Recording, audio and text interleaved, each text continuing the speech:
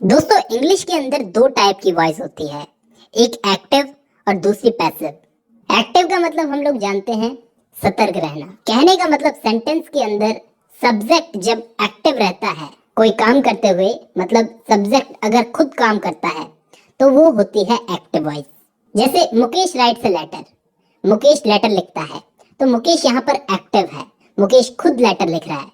मुकेश यहाँ पर सब्जेक्ट है और वो खुद लेटर लिख रहा है। अब दोस्तों इसी को अगर हम लोग पैसिव वॉइस में बदलें तो कैसे बदलेंगे? A letter is written by Mukesh. एक लेटर मुकेश के द्वारा लिखा जा रहा है। अब अगर हम हिंदी में देखें या इंग्लिश में देखें, दोनों में बात वही है, बात कुछ बदली नहीं है। कहने का मतलब यहाँ पे लेटर तो मुकेश ही लिख रहा है ना। लेकिन गौर से देखो दोस्तों, यहाँ पे बोलने का तरीका अलग अलग है। यहाँ पे हम लोग बोल रहे हैं कि मुकेश लेटर लिख रहा है, यहाँ पे हम लोग बोल रहे हैं कि लेटर मुकेश के द्वारा लिखा जा रहा है। पहले वाले सेंटेंस में तो सब्जेक्ट एक्टिव है, यानी कि मुकेश एक्टिव है। दूसरे वाले सेंटेंस के अंदर वर्ब एक्टिव है, यानी कि उसके द्वारा जो काम किया जा रहा है वो काम एक्टिव है। यही होती है दोस्तों एक्टिव वॉइस और पैसिव वॉइस। मैं उम्मीद करता हूँ यहाँ तक कोई डाउट नहीं है। अब हम इन दोनों सेंटेंस को ध्यान से देखते हैं कि ये एक्टिव से पैसिव बना कैसे। मतलब सेंटेंस के अंदर हम लोगों ने क्या क्या चेंजेस किए जिससे ये एक्टिव वॉइस से पैसिव वॉइस बन गई। दोस्तों इस सेंटेंस में मुकेश पहले था और इस सेंटेंस में मुकेश आखिर में आ गया, और जहां पे एक लेटर था वो एक लेटर आगे आ गया। तो ये चीज तो दिमाग में डाल लो दोस्तों, ये चीज तो फिक्स है कि किसी भी सेंटेंस को एक्टिव से पैसिव बनाते वक्त लास्ट में पड़े ऑब्जेक्ट को पहले लाना है और पहले पड़े सब्जेक्ट को आखिर में ले जाना है जहां पे ऑब्जेक्ट पड़ा था।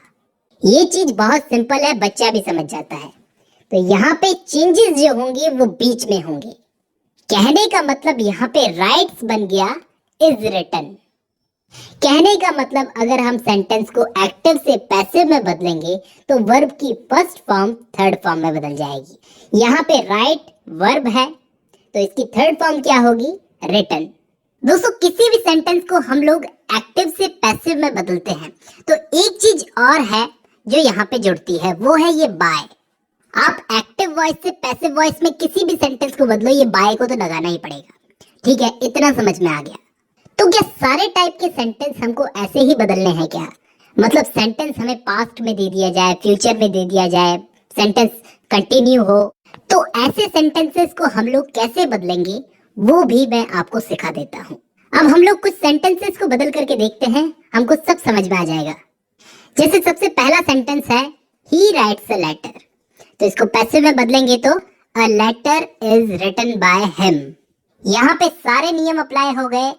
अ लेटर पहले आ गया, इज रिटन थर्ड फॉर्म भी आ गई, बाय भी आ गया, लेकिन यहाँ पे ही हिम बन चुका है। वो सब आपको पता होगा क्योंकि यहाँ पे सब्जेक्टिव केस था और यहाँ पे ऑब्जेक्टिव केस है। दूसरा सेंटेंस है he does not write a letter. अब यहाँ पे सेंटेंस नेगेटिव में पूछा गया है, वही नियम अप्लाई करेंगे। अ लेटर पहले आएगा, is not written by him. यहाँ पर डज नॉट बदलकर बन गया इज नॉट। राइट की थर्ड फॉर्म लग गई रिटन और इसके आगे बाय हिम। नेक्स्ट सेंटेंस है ही रोट अ लेटर। अब यहाँ पे हमें सेंटेंस में क्या चेंज दिख रहा है कि यहाँ पे सेंटेंस पास्ट में पूछा गया है कि उसने लेटर लिखा। अब वही नियम हम लोग लगाएंगे, a letter was written by him. यहाँ पे दोस्तों वाज क्यों आया? क्योंकि यहाँ पे वर्ब की सेकंड फॉर्म थी। वर्ब की सेकंड फॉर्म है तो हमको समझ जाना चाहिए कि सेंटेंस पास्ट में है, तो ऑब्वियसली यहाँ पर वाज जुड़ेगा ही। A letter was written by him. अब सामने वाला एक और एक्टिव वॉइस रखता है आपके सामने, जिसमें वो पूछता है he did not write a letter. मतलब यहाँ पे उसने नेगेटिव में पूछा है तो अब नेगेटिव में ही इसको जवाब देना पड़ेगा। करना कुछ नहीं है, हमको नॉट लगा देना है। A letter was not written by him.